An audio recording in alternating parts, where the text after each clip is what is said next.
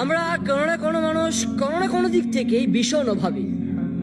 আমাদের অনেক অভাব, আমাদের অনেক অভাব। আমরা প্রচুর অভাবে ভুগছি কোনো না কোনো একটা দিক থেকে, জানেন। সেটা হোক মানসিক শান্তি, সেটা হোক হৃদয়গত শান্তি, যে যাই হোক না কেন। তবে সবচেয়ে বেশি আমরা একটা অভাবে ভুগি, সেটা হচ্ছে আল্লাহ তাআলার রহমতের অভাব, আল্লাহ তাআলার ভালোবাসার অভাব।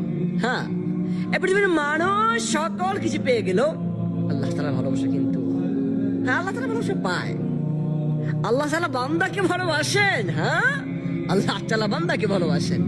তবে বান্দা রবকে ভালোবাসেন না, বান্দা ভালোবাসার প্রতিদান দিতে পারেন না। মালিক তো বলেছে লাগবে কি আস, আমি সবই দেব।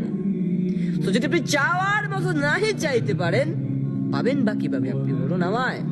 হ্যাঁ, কিভাবে পাবেন? হ্যাঁ, পৃথিবীর মানুষ কোনো না কোনো দিক থেকে অভাবে। সেটা আল্লাহ তাআলার রহমতের অভাব, সেটা মানসিক শান্তির অভাব, যে কোনো দিক। আপনি একটা কথা মাথায় রাখবেন, যার কোটি কোটি টাকা আছে না, তার আরো লাগবে। যার লক্ষ আছে তার কোটি লাগবে, যার কোটি আছে তার মিলিয়ন কোটি লাগবে। মানে মানুষের কোনো না কোনো দিক থেকে তার চাহিদা বেড়েই চলে, সে অভাবী। যার চাহিদা থাকে সে কিন্তু অভাবী, কারণ তার ওই জিনিসটার অভাব আছে।